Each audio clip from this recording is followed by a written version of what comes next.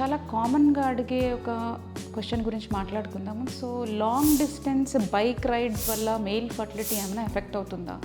So ఇది చాలా కామన్గా ఓపీడీస్లో మమ్మల్ని అడుగుతూ ఉంటారు ఈ క్వశ్చన్. సో యాక్చువల్లీ చెప్పాలంటే yes, long distance rides, bike rides వల్ల ఏం జరుగుతుంది, ఎందుకు ఫర్టిలిటీ ఎఫెక్ట్ అవుతుంది అనేది మనం డిస్కస్ చేద్దాం. So long distance bike rides చేసేటప్పుడు they are expose to more heat అనమాట. సో నార్మల్ టెస్టిక్యులర్ టెంపరేచర్ ఎప్పుడు మన బాడీ టెంపరేచర్ కంటే 2 to 3 degrees తక్కువ ఉంటుంది.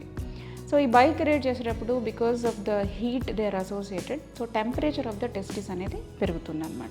ఎప్పుడైతే టెంపరేచర్ పెరిగిందో స్పర్మ్ అనేది డిస్ట్రాయ్ అయిపోతూ ఉంటుంది. స్పర్మ్లో న్యూక్లియస్ అండ్ ద స్పర్మ్ మొత్తం సెల్ అనేది డిస్ట్రక్షన్కి గురవుతుంది. సో స్పర్మ్ కౌంట్ అనేది తగ్గిపోతూ ఉంటుంది because of the excessive heat exposure.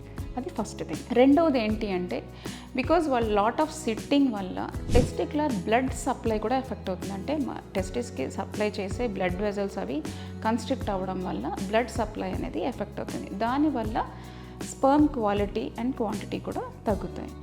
మూడోది because of this long distance rides నార్మల్గానే స్ట్రెస్, బాడీలో ఉన్న స్ట్రెస్ అనేది పెరుగుతుంది. ఎప్పుడైతే బాడీలో స్ట్రెస్ అనేది పెరుగుతుందో ఫ్రీ రాడికల్స్ అనేవి ప్రొడక్షన్ అనేది జరుగుతుంది. సో అవి ఇండైరెక్ట్గా స్పర్మ్ని డిస్ట్రాయ్ చేస్తాయి అన్నమాట. So majorly because of the increased heat exposure destruction to the sperm అనేది జరుగుతుంది. సో లాంగ్ డిస్టెన్స్ రైడ్స్ ఎంతవరకు సేఫ్ అంటే one hour in a day is still okay. If it is exceeds more than 3 hours, the exposure to heat is more and more. So destruction అనేది జరుగుతుంది. So దీన్ని మనం avoid చేయాలి అంటే ఏం చేయాలి, ఏం ప్రికాషన్స్ తీసుకోవాలి అంటే ఈ లాంగ్ డిస్టెన్స్ రైడ్స్ చేసేవాళ్ళు they should loose under garments లాంటివి వేసుకోవాలి.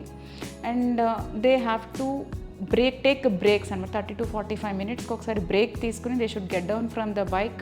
దే షుడ్ హైడ్రేట్ దెమ్సెల్వ్స్, అంటే వాటర్ అది ఎక్కువ తీసుకుని మళ్ళీ రీస్టార్ట్ చేసుకోవాలి బైక్ రైడ్స్ అనేవి. సో కంటిన్యూస్గా రైడ్ చేయడం కూడా it's not good. So they have to take 30 to 45 minutesకి ఒక బ్రేక్ తీసుకోవాల్సి ఉంటుంది.